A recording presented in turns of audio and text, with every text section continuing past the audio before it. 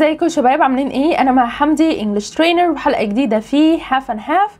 والنهارده صوت السي ساوند، لان معظم الناس بتتلخبط في الصوت دوت، لان هو بيتنطق اكتر من شيء، وعلى حسب كمان موقعه في الكلمه واللي هيجي كمان الحرف اللي هيجي بعده. خلونا نبدا كده ونعرف اصوات السي هي ايه. اول صوت معانا وهو صوت الاس.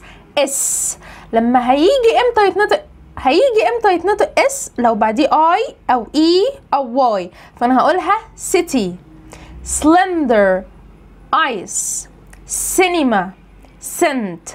يبقى بعد الثلاث حروف دولت هو هيتنطق اس. بالنسبه لاي حاجه تانية، اي صوت او اي حرف غير الثلاثه دولت، الاي او الاي او الواي، هيبقى كي. فانا بقول car، cut، confuse، cool.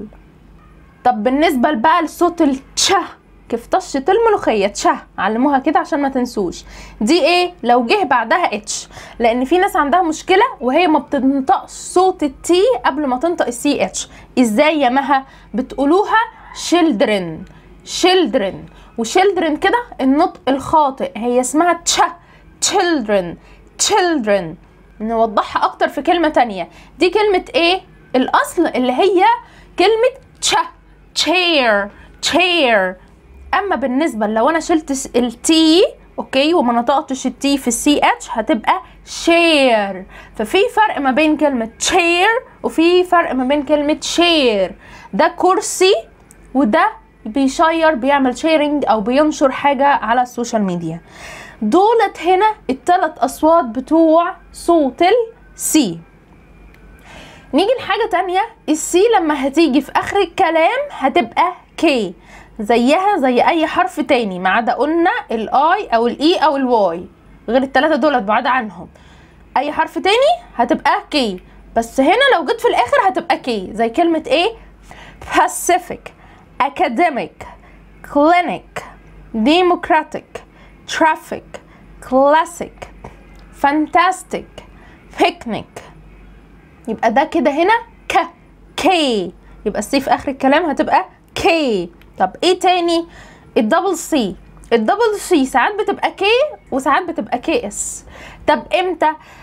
السي الاولى هنا جه بعدها سي، فهتتنطق السي الاولى هتبقى كي. طب والسي اللي جه بعدها ايه؟ هتبقى اس، فانا بقولها accept، accept.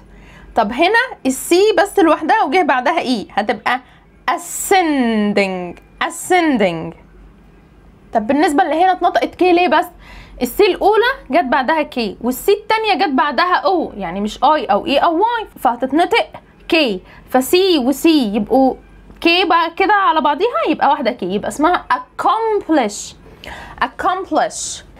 الكلمه اللي جايه السي وبعدها سي وبعد السي التانية ايه، السي الاولى اتنطقت كي والسي التانية هتتنطق كي، يبقى occasionally، occasionally.